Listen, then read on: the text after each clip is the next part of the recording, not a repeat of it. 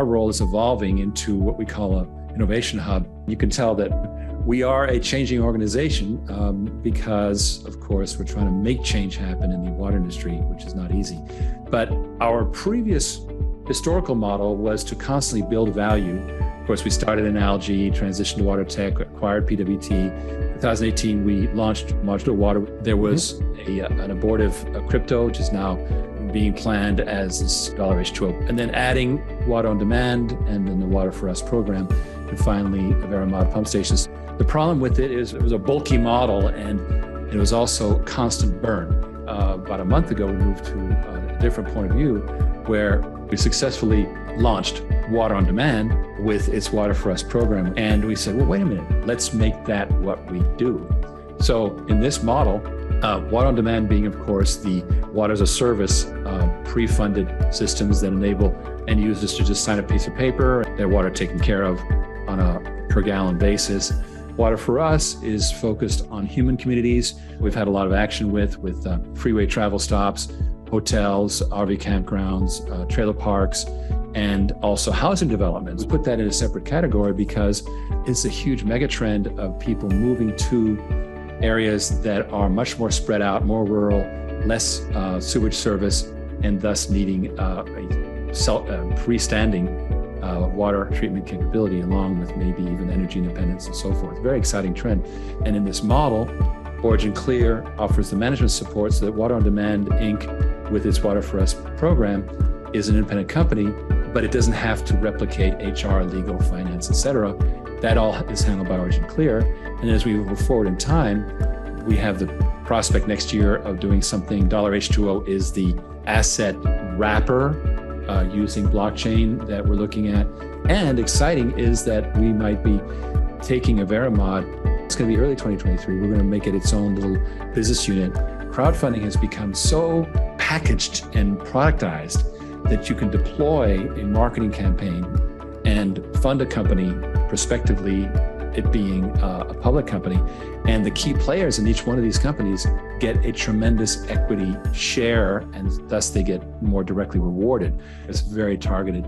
Moving on to 2025, we're looking at your own organization potentially becoming a spun out company. And finally, aggressive water treatment, which itself has some trade secrets that are worthwhile. But these 5 properties, Water on Demand, H2O, Veramod, Modular Water, and Progressive, are the jewels in the crown that we're going to roll out. And in this model, OriginClear, again, is the mothership that enables each one of these to be very tactical, very focused, and OriginClear gets management fees, which enables it as a mothership to be profitable and itself go on to the NASDAQ. It creates this cool launchpad role for OriginClear, which is very unique in the water industry. We have them in Silicon Valley. We don't really have them in water. So OriginClear has that role and eventually gets monetized as such and has a big chunk of each one of these companies for its pains. And we end up with, half a dozen public companies, of which OriginClear has a big piece. So the OriginClear investors and sweat equity players are rewarded.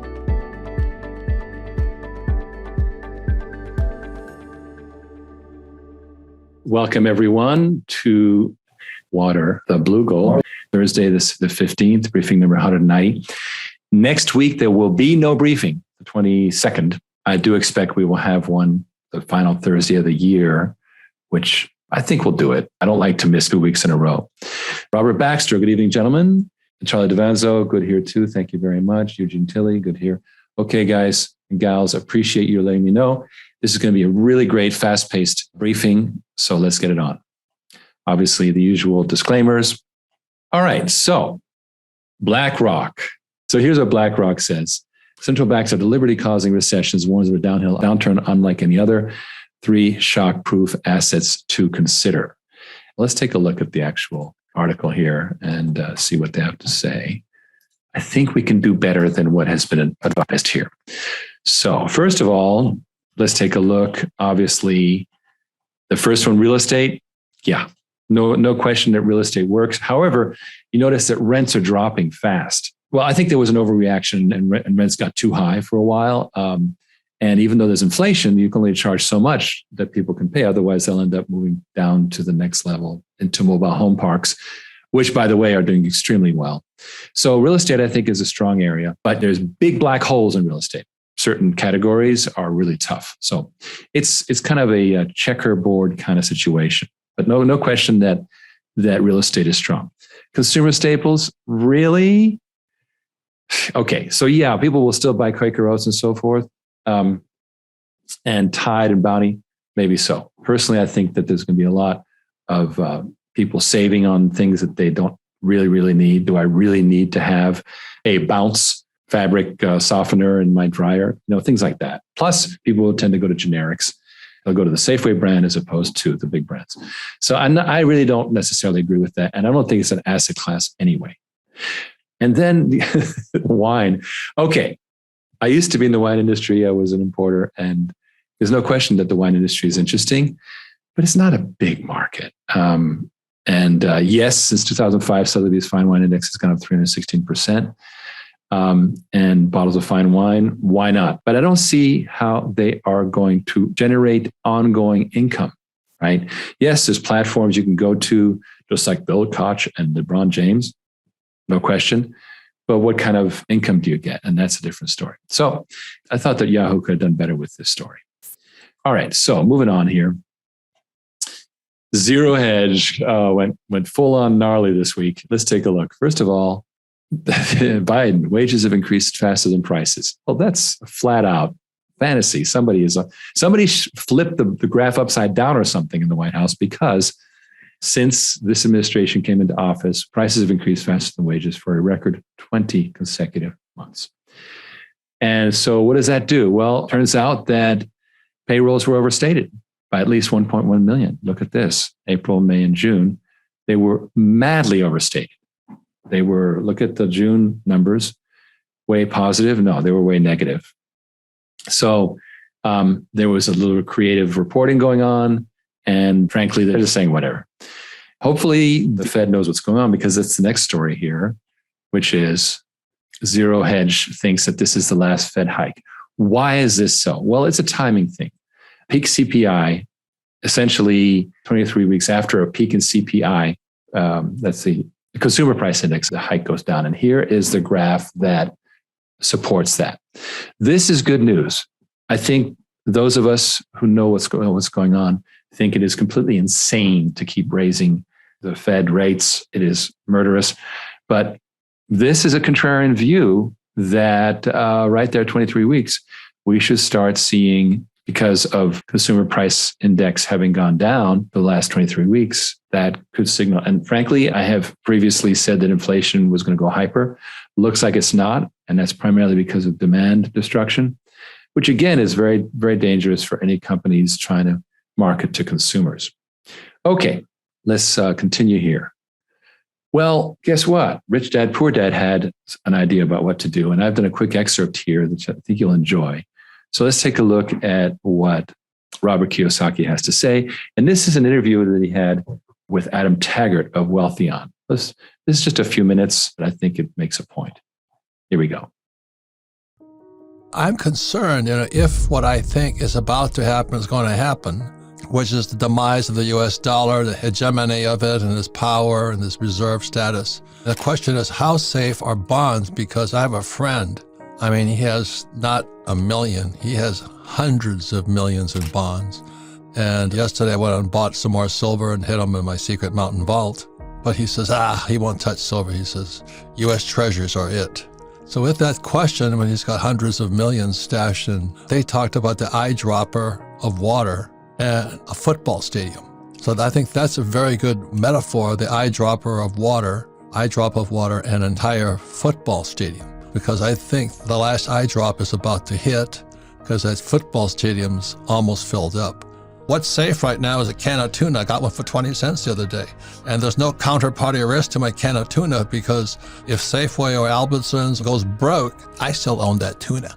But if I buy a share of Safeway stock and Safeway goes down or Albertsons goes down, my stock is gone too. So I think tuna fish are the safest of all investments today. To protect yourself against the abuse of currency and the rising cost of living, hard assets are, I think, one of the safest long-term assets that you can invest in right now, particularly hard assets that create an income stream, because most hard asset income streams will adjust along with inflation, right? So this can be real estate, this can be commodity producers, but to a certain extent, Robert, maybe you're saying it tongue in cheek, I don't know, but like stocking up on extra cans of tuna right now is not a bad thing, given where food prices have been heading and can continue to head. Yeah, and tuna is a derivative of diesel because it takes diesel to fill the shipping fleets up. And most people don't understand the absolute essential role that energy plays in the economy, because nothing happens, no economic activity happens without the energy to power it. And if you care about the pricing of things, you have to be aware of what the energy input costs are for that individual product. Most products require a lot of energy. If you want to get a tuna, well, yeah, it's a fish in the ocean. You would think no energy is involved at all, but you got to basically manufacture the boats to go out there and fish. You've got to put the diesel in for those boats. You then, in most cases, most fish that's actually sold in America and caught off American shores is actually sent to China to be processed before it comes back here and is put in the can. There's just a ton of energy, embedded energy that goes into everything. You've got to really look at your vulnerability to energy costs. And again, they've gone bonkers over this past year, given what's been going on with global supply chains, the war in Ukraine, et cetera. I've just done a very short clip of this, but the first part is about this eyedropper idea. You put an eyedropper of water in a football stadium, and then it doubles once a minute. How long will it take to fill the football stadium? Most people think, oh, I don't know, weeks, months. No, 45 minutes. And the last 2 minutes are from 1/4 to 1/2 to full, because doubling. And so this is what happens is you get these effects. What Robert Kiyosaki is saying is this doubling effect is mathematically very powerful. And so it's not, you don't hit that inflection point. And then when you hit it, it goes crazy. And then the second part, which I cut to, was the idea that hard income assets are the place to go. Let's put aside the tuna idea, which is actually very smart. Why not? But you're not going to get income from buying tuna. You're going to put some tuna away, all good. But it's not an income asset. The income asset is, as he said, it's real estate and commodities. Those are the two areas that there will be hard income assets, income generating assets. Now he mentions oil, which is a very good one. Obviously, water is still not fully on the radar because people still believe that water is a government monopoly, whereas it's coming to light that it's breaking up. And this is the trend that, of course, we are leading. So I had a great conversation on HC Insider about commodities. So let's take a look because it covers this exact point. And this is, of course, part one. Right. Well, Riggs, welcome to the show. Paul, it's a great pleasure. Thank you. So we're talking water, which, in many ways, I guess, is the essential commodity. Can you, this is certainly something I don't know very much about. Can you just start us off and kind of give us a big picture view of how water is used and consumed, around the world? Well, the first thing to know about water is that, strangely enough, and this was the stat that really blew my mind when I first got into the water industry from the high-tech industry, and that was that 80% of all sewage is never treated at all in the world. So only 1/5 of all sewage, most of it in the developed world, is treated. The developing world is like, it just goes away. So it's actually, first of all, it's a lot of waste, but it's also a tremendous amount of pollution of our rivers, our oceans, our groundwater, and so forth. And that is the unfortunate state. It creates a lot of death and disease. 6,000 children a day die from waterborne diseases in the world. And there's, billion or more who have diarrhea any particular day. So water is a real problem. Years ago, Andy Young once said that if you put a pipeline through the Sahara, you would eliminate 50 diseases in one fell swoop. Let's thank you for that, and and I guess that's so crucial to this narrative. Can you just help us? I mean, a bit of terminology here. So, the difference between treatment and recycling. Because I think if you grew up in London, you've got a very different experience of how many times someone has drunk that water before you versus, say, where I am in Houston. So differentiate that as well, and then and in particular, what do we mean by treatment? What are the different levels of treatment that are needed? Let's first of all deal with the fact that America recycles very little water.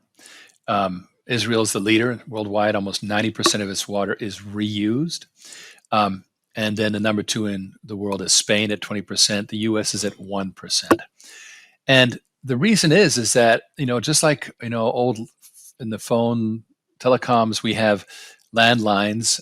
So the people who had phones first had the most out-of-date systems with landlines. Similar thing with energy.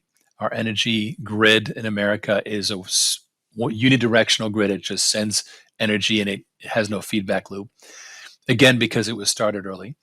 Well, the similar thing's going on with water in that we have an old infrastructure that was built with one purpose only, which is take the water, treat it, and then discard it. There's no way for it to come back. If you're in Los Angeles and you're creating dirty water in uphill in Glendale, and it goes all the way down to the Santa Monica Bay to be treated, then it goes into the ocean. It doesn't go back to Glendale. There's no piping available for that.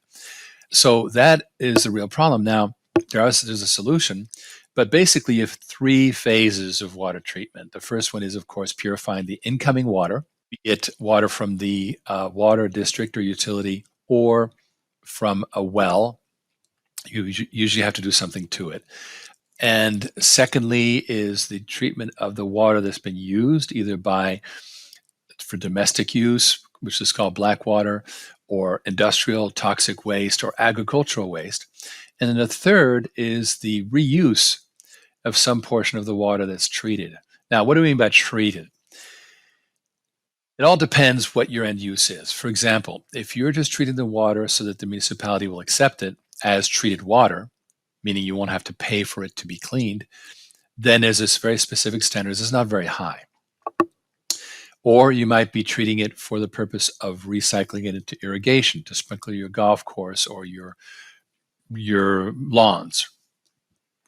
Or you might want to recycle it for potable use, which is a very demanding standard.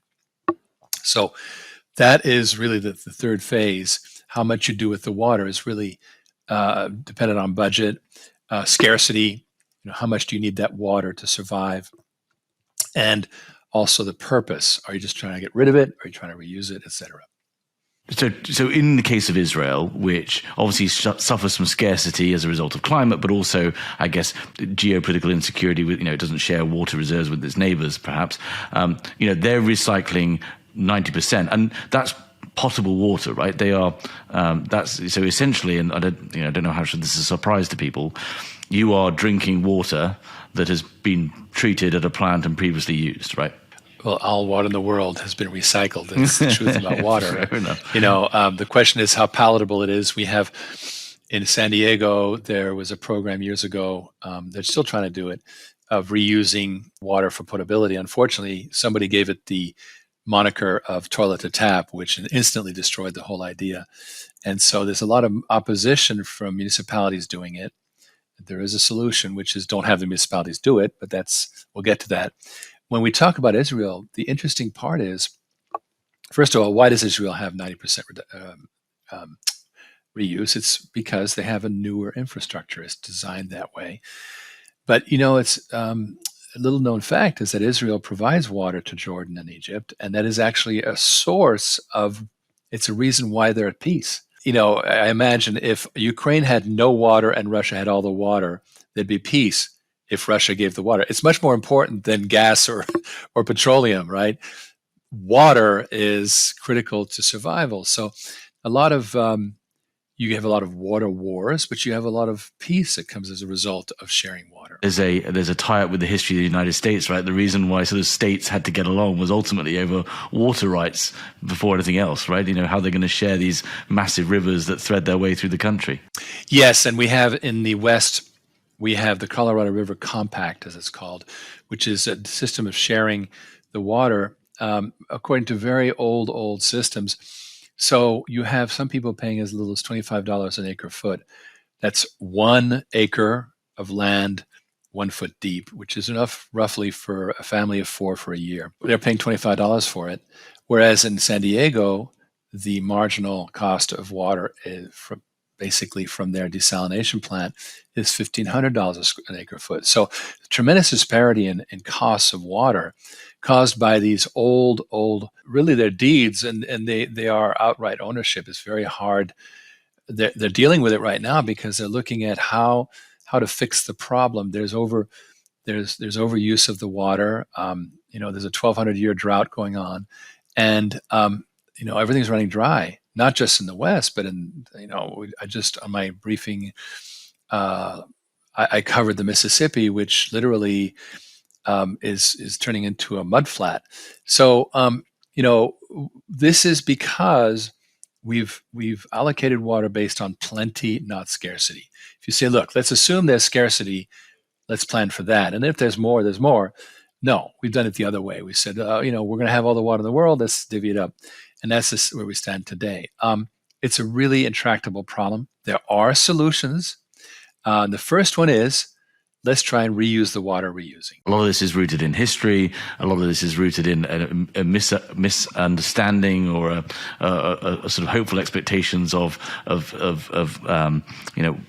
God, what's the word I'm looking for here? Plenty over scarcity. Before we move into all this, where is most? So we've talked about how water is treated. Where does most water come from, and who's using the most water? Can you give us some sense of scale on that around the world? Households versus industry, etc. Generally, in the world, 89% of all freshwater demand is by industry and agriculture. The ratios vary. In the U.S., it's roughly equal.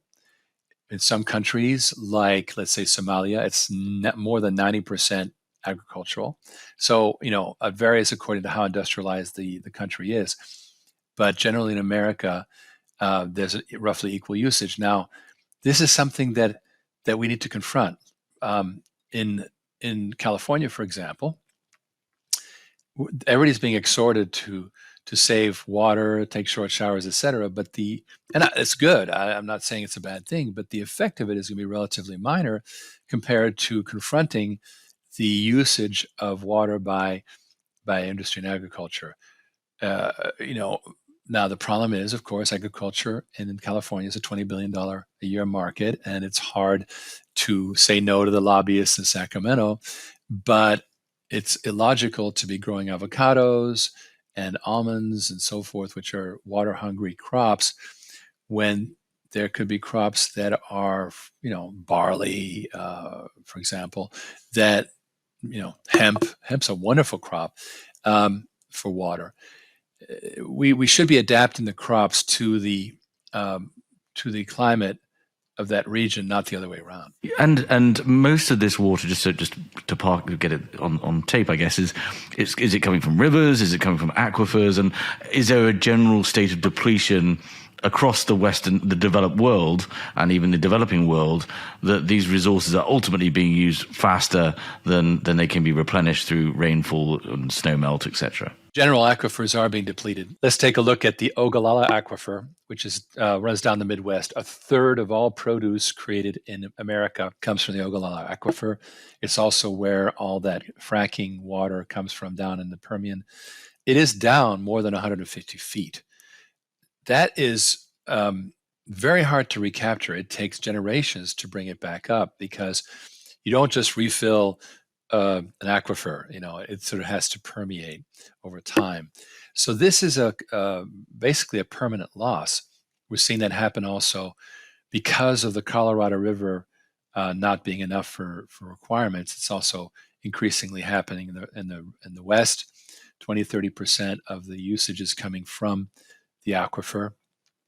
The water used for fracking is also a factor, but less of a factor than people think. Okay, so you've kind of got this, and there's a little bit of, it is a fascinating space, right? Because there's a bit of a tragedy of the commons going on. You've also got actually, this idea of it being the ultimate commodity. Wars are going to start, and society is very quickly impacted if the water stops running, as we've experienced through various environmental disasters, etc. So let's move on to the economics of water, and perhaps talk about this general global trend of public utilities becoming privatized? What was the emphasis, the origin behind that, and what was the consequences? Well, you've got established economies which have generally a government monopoly on water treatment. In America, for example, we take it for granted. We open the faucet, the water comes out. We flush the toilet, the water goes away. And we don't give it another thought. Why? Because the government's taking care of it. And I know from experience, because I started out in a very sexy space called algae for biofuels, which is we can talk about, fascinating space.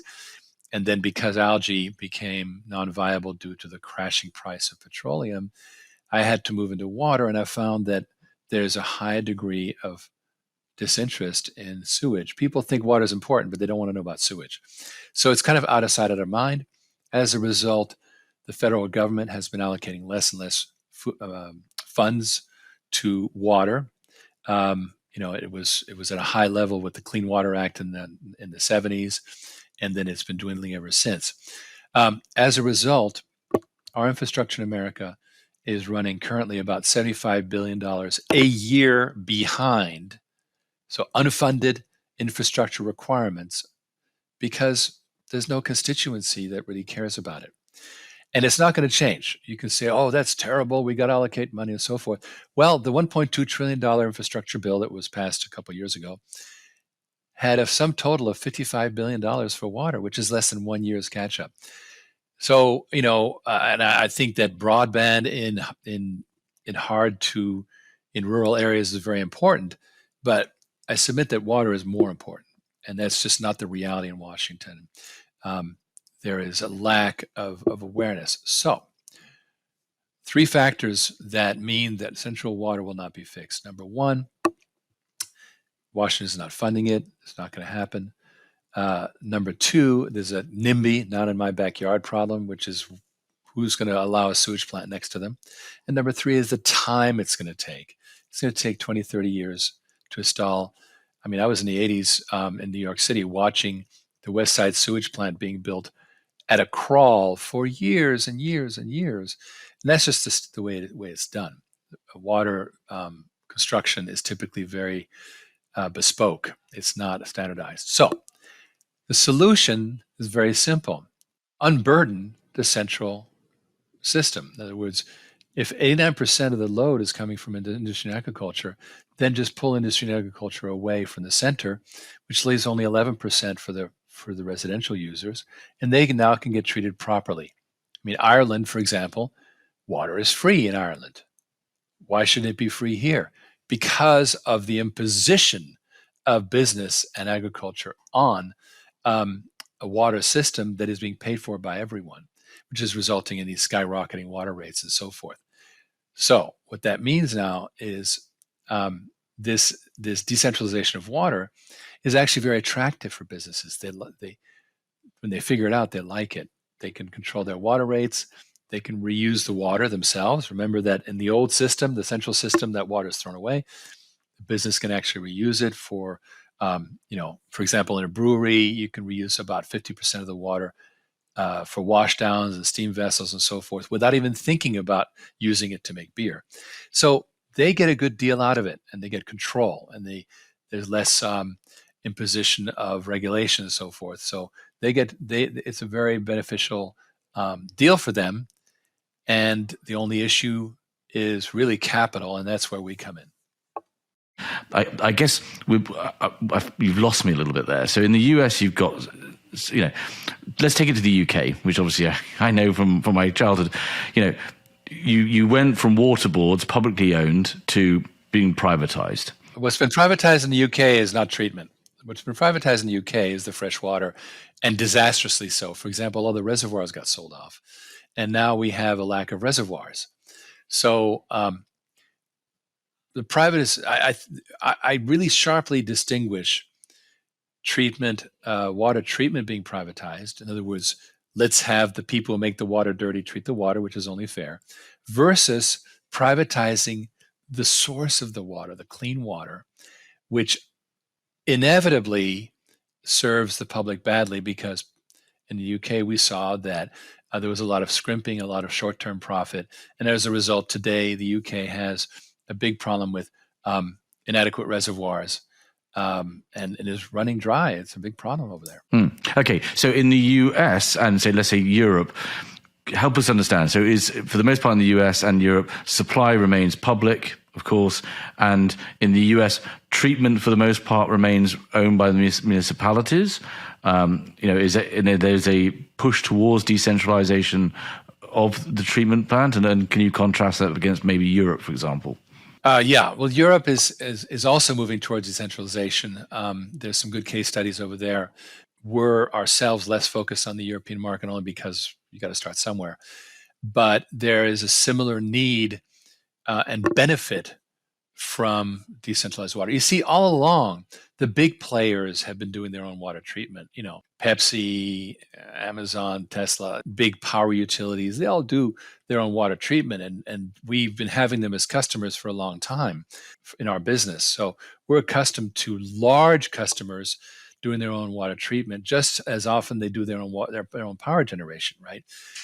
What it comes down to is when they are smaller units, now you have a real challenge. Why?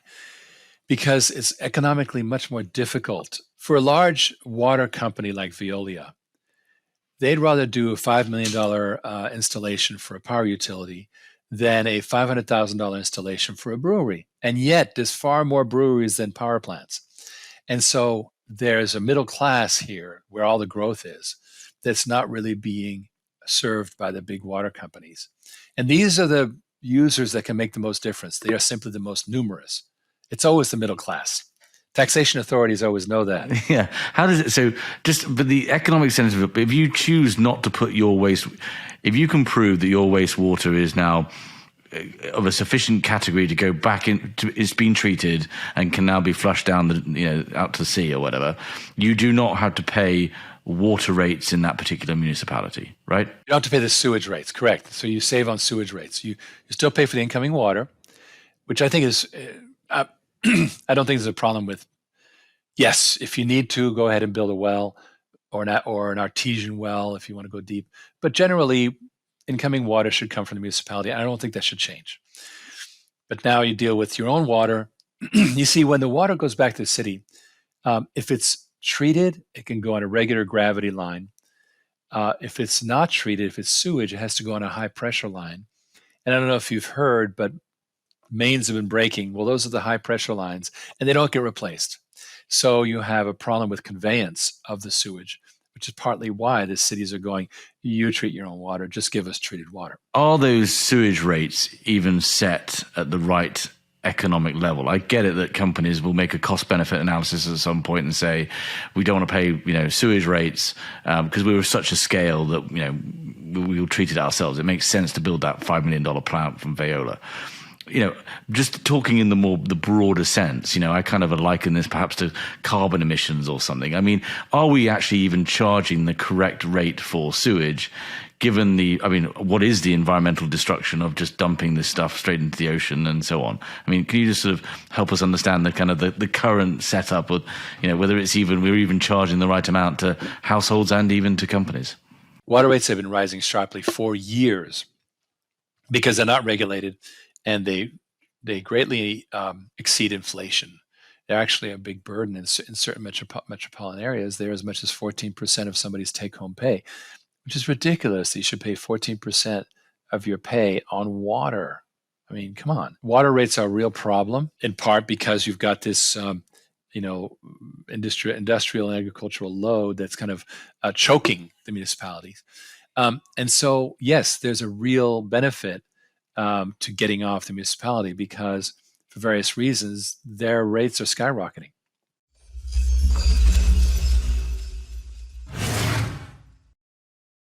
That's a very cool and interesting viewpoint from a professional commodity podcast, right? Which is a different point of view than most people's. It was actually very interesting.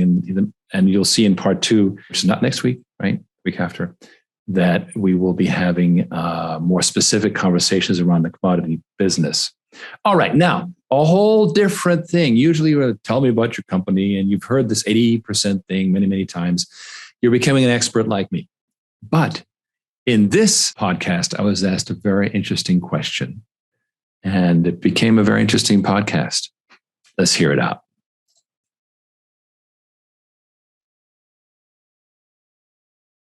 What is innovation?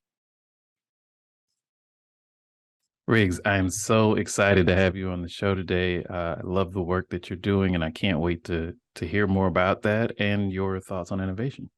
Jared, it's a privilege. Thank you very much. What, in your mind, is innovation? Well, innovation, in my mind, is literally the future, right? You are blazing the future with innovation. Anytime you fall back on complacency, then you're falling back a little bit behind the present. So. Ideally, I believe, and a big influence in my life that I've talked to you about said the same thing: is we should be living a little bit into the future. 20 minutes, half an hour, whatever it is. But in terms of mental strategies, could be weeks, months, and years. But that is, again, according to the same person, that the future is the only virgin territory there is. It's completely unclaimed. Nobody owns it, and it's kind of our canvas to draw upon. And to me, that equates with innovation.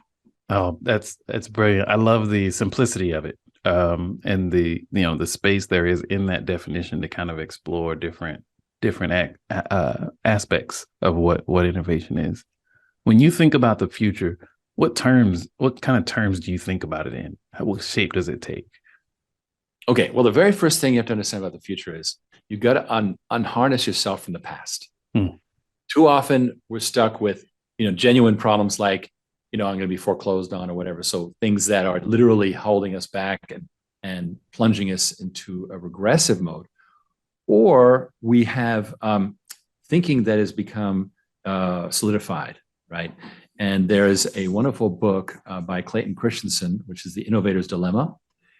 And he talks about that very problem, and that organizations get into a business model. And one of the case studies he used was the disk drive industry, which over time went from 28-inch platters all the way down to whatever it is now. Right. And along each generation, the new generation did not come from the existing player. It came from insurgents in that company who were like blown away, like nah. And they went and started their own shop and blew away the old people. And there's a reason for it. It's because these big organizations are wedded to the sales model. Well, we make $350,000 per platter. We can't make $250. It just doesn't work. Right. The model blows up. And so they cannot assimilate it. And so that's what it comes down to in the end, I think, is you have to be willing to break the mold and go, you know what? The rules are changing. This very interesting man who runs this thing called a Sirius Report, SIRIUS. And they're a consultancy, geopolitical. And he pointed out, I listened to this interview yesterday, he pointed out that the West is kind of thinking in terms of unipolar world, and it's become an outdated model. And as a result, they're having trouble making it work. They're like, we're going to sanction you, and then nothing happens, or the reverse happens, or whatever. And he points out, look, we're moving towards a multipolar world, and it's not a bad thing because it's a world of equilibrium, a world of hopefully collaboration. And so the sooner that the West, Europe, US, et cetera, recognizes this and embraces it, the sooner they will benefit. And unfortunately, generally in large corporations and in government, you have to wait for people to literally age out right. to change their minds. And unfortunately, I think that's how it's going to be. That's an interesting thought that, sort of the past and the future can't really coexist in the same model, in the same, construct, in the same mindset. And that first step being kind of the willingness to let go of what you've known, because everything you've known is part of the past by definition. Well, of course, we need experience, right? Right. But there's a saying, experience is a great teacher, but she sends in big bills. One of the bills is that you are marked by your experience. You go in and you attack the problem, you pull away, and you have a lot of the debris associated with that experience you carry with you. Now you're like, oh, okay, well, I learned that lesson. Oh my God.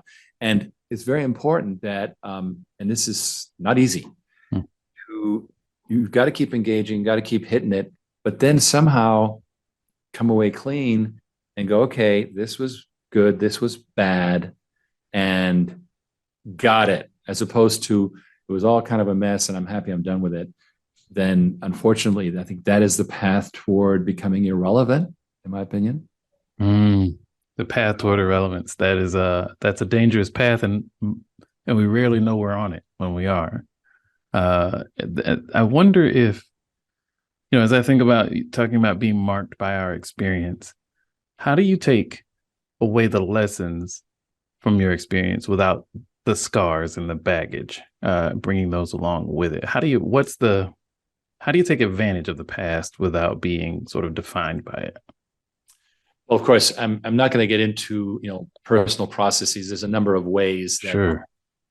we're not going to get into it. We're really talking about what do we do as members of an organization. Mm-hmm.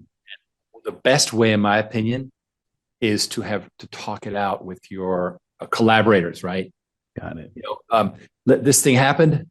Okay, lessons learned. And I don't know if you know this, but the military has implemented a lessons learned department in the Pentagon, where literally they are charged with, okay, what lessons do we have to learn from this? And that's very smart, right? So what you do is you go, okay, kind of how perhaps in a therapeutic session you might go over an old experience and figure out what happened, whatever the process is.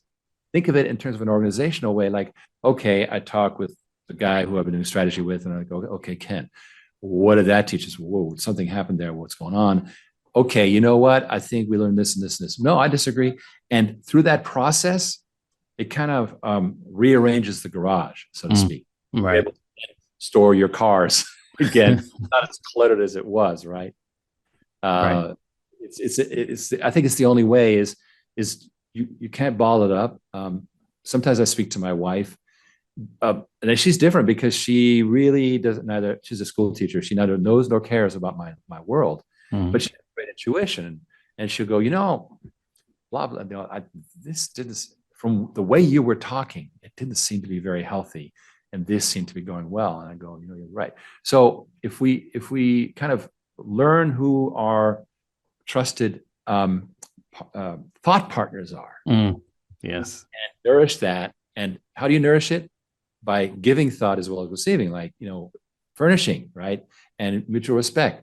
I had experience recently with my CFO where about a week ago, things got kind of harsh because I felt he was not willing to listen to my wonderful advice. It's always wonderful on our side, isn't it? He took it harshly. And so literally yesterday we sat down at a greasy spoon and we talked and worked our way through it to where, he got it all out. I got it all out. We exchanged how great we are for each other. And in that context, what can we do to kind of connect better? And as a result, we came out ahead of it. So yeah, I wish we hadn't had that little interaction where it got kind of like brown, things blew up. But it's okay if out of that we go, there was an underlying problem for him and for me that caused it. So we got to and I thought that was, first of all, it's a lot of fun. And I drank a lot of coffee, which always makes me happy, and then, so I felt like my life advanced a bit with that win. And I think his did too. That's fantastic. And what that illustrates, to your point, each individual has their own process of how they, manage things and all that. But organizationally, just the mindset of having that conversation, driving that dialogue, and making it part of the culture and not an exception that only certain people, take advantage of. I think that's critically important, and it's something that that isn't always tied to innovation from a reputational or sort of a, when people think of innovation, they often think of either this big workshop room with glass whiteboards and Post-its everywhere, or they think of some, individual genius, with a light bulb appearing over his or her head that, comes up with this amazing idea. No. Well, I think you're getting there, which is that it's not doesn't happen in isolation. It happens with change.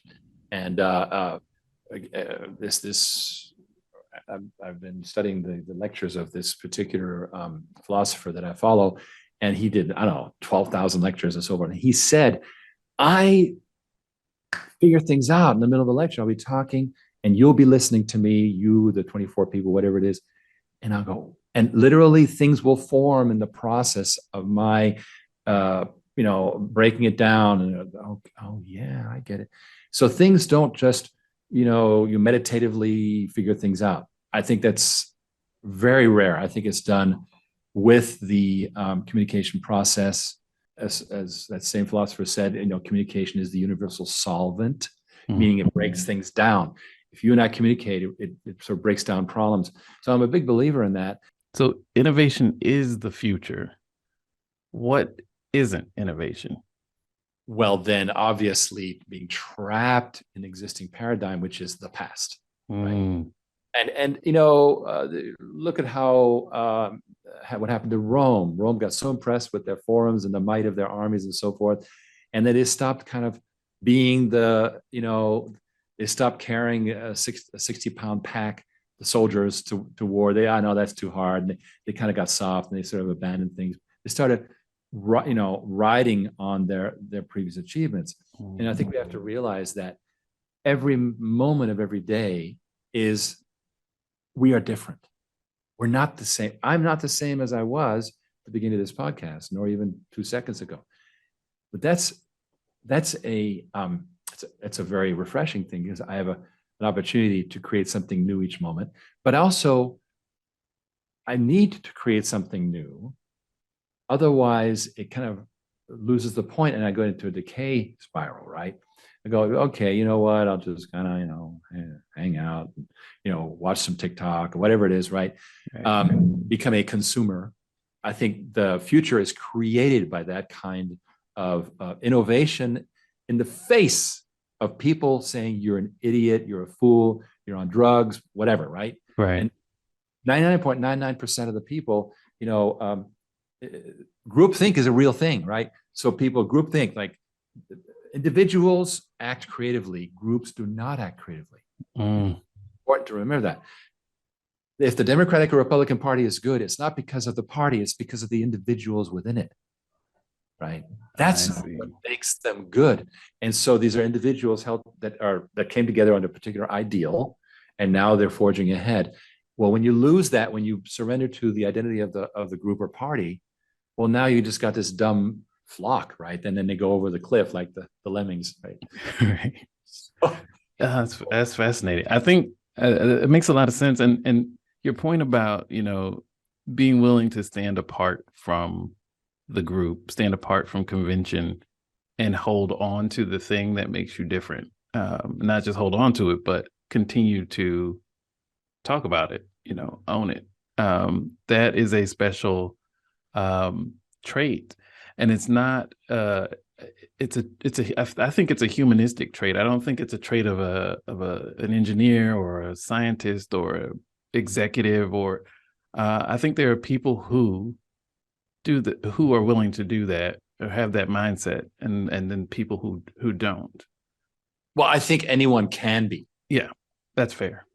I think somewhere along the line, someone has made the decision or allowed it to happen that they're like, you know what, I'm just kind of just toe the line, whatever it is, right? And often there are good reasons for it. They have insecurities about their finance or their family. And I'm not saying there's not good reasons, but with regard to my last 14 years, I've been literally living this public company for 14 years, which is a long time for a company to be still a penny stock after 14 years, right? You neither died nor made it into the big time. So what the heck, right? And that's a story really of having identified a really, really huge challenge, and then trying to, like, what the heck? How do we get it? And then make small wins, and then of course there are the doubters, of course. But the good news is that there's two categories of people that I've found to be really helpful to me. Number one is accumulating a core group of investors who are like, you know what, I get it. Keep me informed. I'll do my best to support you, right? Number one. And number two is the bench of people in your organization that over time kind of they aggregate. Mm. I believe in a very organic way of hiring, in the sense that I don't like go out and conduct a big job search. I don't know how people do that. I think it's done more through relationships and connections and the network, and then you come to, okay, this person. For example, my COO came out of this adventure I had in 2018 in crypto, and he came out of the crypto world. He was working with me there, and he became a key guy in my company. So kind of like we grow a group. At one point, years and years ago, I was in film production, worked on a film by Sam Raimi, and Sam Raimi over years built his portable group. Ah, okay. His mafia. You can't rebuild a team for every movie. For every movie. That makes perfect sense. I never thought about that, but it makes perfect sense. Yeah. This guy, like that guy Jackson, who makes the Hobbit and all that. He has his team, and I saw it, and at the time I had the opportunity to join onto it, and really that's when this was the early '90s, and I decided that it was. I really loved tech, and that was a different world. But the point is that if I'd done that, I would still be in his production team today. I see. Because that the smart people like Sam Raimi, they cultivate that. They know the importance of having a really good team of equals, as Abraham Lincoln called it. The equals were his enemies, but they were also very vital, right? Right. Yeah, I think that makes so much sense, and I can see how it would create some efficiency and some and kind of reduce these sort of friction associated with learning new ways of working. Getting to know each other, developing that type of rapport and all those things.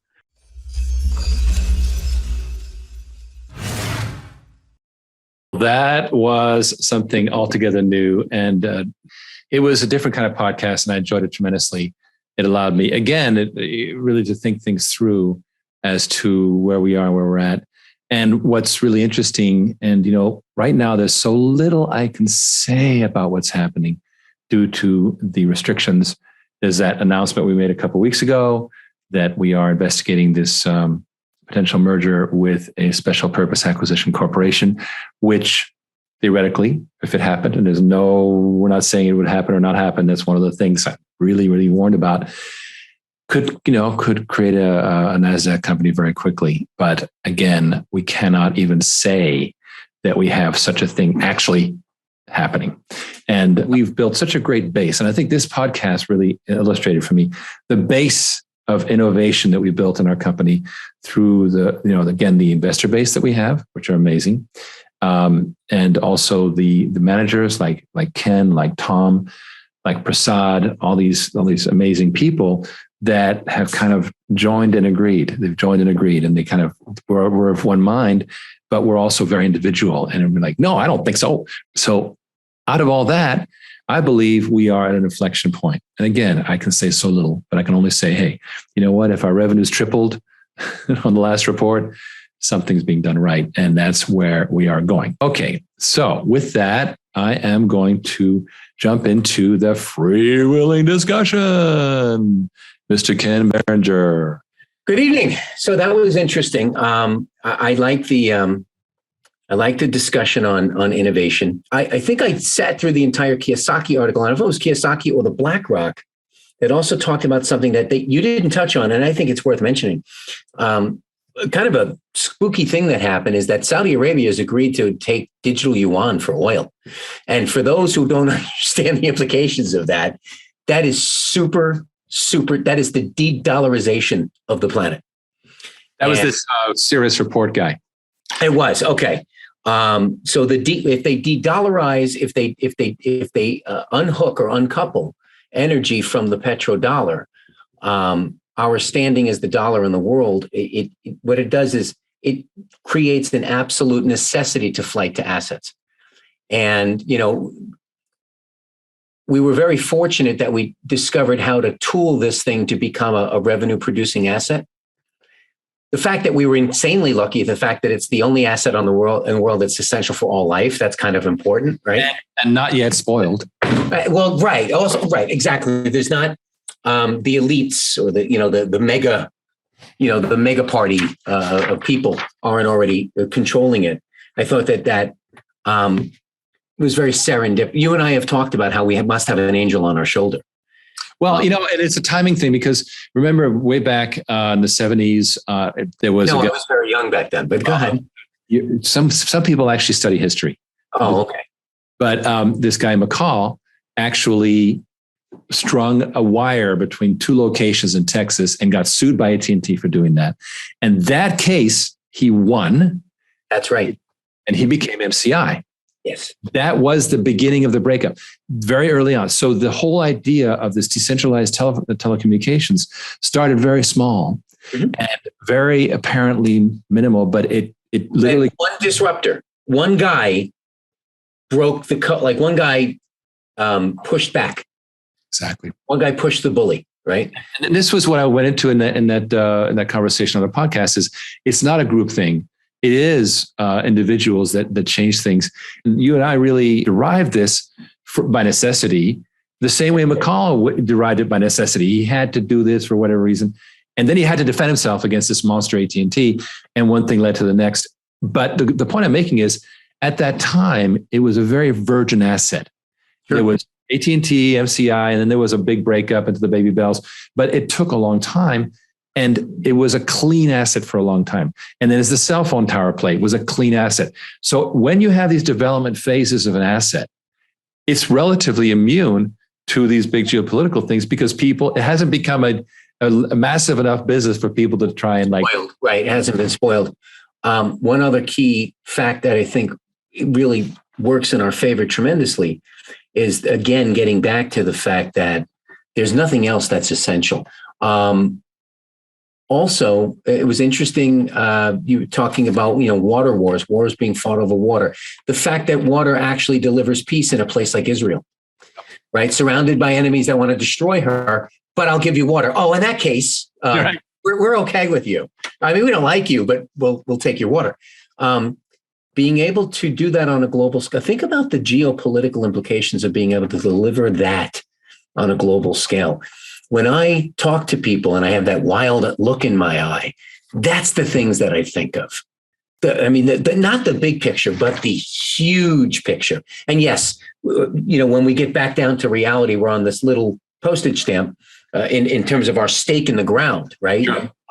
But the technology to globalize these things like MCI and AT&T and the baby bells and then cellular. It took decades to develop the technology to develop what we want to do is already built. Yeah. So it's an exciting moment, because there were many bodies on the road that we will pass the bodies on the side of the road that kind of died on the road building that road, right? It was like that railroad, a lot of guys didn't make it. They didn't make the trip. But now that's a well-worn path. And I think that a couple of things you mentioned with the gentleman on innovation, trusting your thought partners. Mm-hmm. I think that none of us would be where we are right now had we not had those heated discussions, right? No, that's a terrible idea, and we just kept working it and working it and working it. I also think a couple of things that I think that I learned in working with you. Don't get stuck in my process. I have a process. My process. But I also have to understand your process, because I might learn something. When you think you're smart, at least you may be smart actually. But if you think you're smart, you think your process is the only process, or at least you get stuck there. No. Let me tell you why you're wrong. the conference, right? So the conversation turns into, that's a great idea, but let me tell you why you're wrong. Instead of listening, right? You have to listen. Otherwise, you get stuck in your paradigm. Innovation is also constant. On a personal level, innovation is constant, vigorous self-appraisal, right? Constantly correcting yourself. And but very importantly, it must be based on acquiring outside facts. Too often we internalize, we're like the washing machine, right? Data. No. Constant self-reflection based on data, not on your feelings. Right. Because there's you're entitled to your feelings. You're just not entitled to your facts, right? But it has to be data driven. We've even had this thing where you're like, geez, you're awful hard on yourself. I have to constantly course correct, but I have to do it based on data. Well, you're the David Letterman of this company. No, I'm not quite that bad, but I get it. No, David Letterman, for the audience, famously would listen to the entire show he just did after having taped it and criticize every microsecond. Fortunately, Ken is not quite there, but and I'm going to keep you from going there. Just saying. Yes, I appreciate that, and I get charged for the therapy session. But the point I'm making is, I think vigorous and constant self-reflection, self-correction is our own internal innovation. Oh, this is so good. I like that. That a lot. Yeah. Okay. Well, good thing that we're recording it, because I won't remember what I said. Yes, we have these post-it moments for sure. Okay. Well, listen, I wanted to mention, because we're running out of time, we're already pumpkins. The concept of accredited investors getting this royalty is a phase that is going away. It's a $20 million phase that you've already managed to raise about $8 million of it. So about $20 million to go. And then we stop for a while. And so then it's going to be the Regulation A offering. It's going to be institutional money. We will come back to regular investors doing it, but it will not be as rich as today, because we are essentially treating people like founders because we're still piloting water on demand. The opportunity to, and really, we would have and should have changed it a long time ago, but we didn't, because we've had this other thing developing, Riggs, and it was still and we were like, all right, well, let's see how close we get to it. Right. So we never changed this thing, but I think over in very brief time, hopefully, it'll be widely acknowleded that the need to do it this way really doesn't. We don't have to keep doing this, which is much easier on my lifespan, right? So it's all good. No, look, I'm thrilled with where we are at. And I love discussions like the one you just had. We used to have them every Friday night driving home. And I think that's always good. I think it keeps us in our own personal constant self-appraisal mode, which is good. And it keeps me sharp. So I'm grateful for that. Well, I'm not going to start singing the way we were. Okay. You don't bring me flowers. Okay. All right. Well, everyone, thank you very much. And remember, there is no CEO briefing next week, the 22nd. I wish everyone happy holidays, Merry Christmas, Happy Hanukkah, Kwanzaa. Thursday the 29th will be the next one. So I wish everyone a wonderful break. And then on the 29th, I certainly hope we will have had some very interesting pieces of news behind us. And if you're interested, go sign an NDA with Ken, because he will. Right. And if I don't speak to you, Merry Christmas, Happy Holidays to all of you. But I will talk to you, but you got to sign an NDA. So. All right, everyone. Thank you so much for your support and interest. It's been a pleasure so far. See you on the 29th. Good night, folks.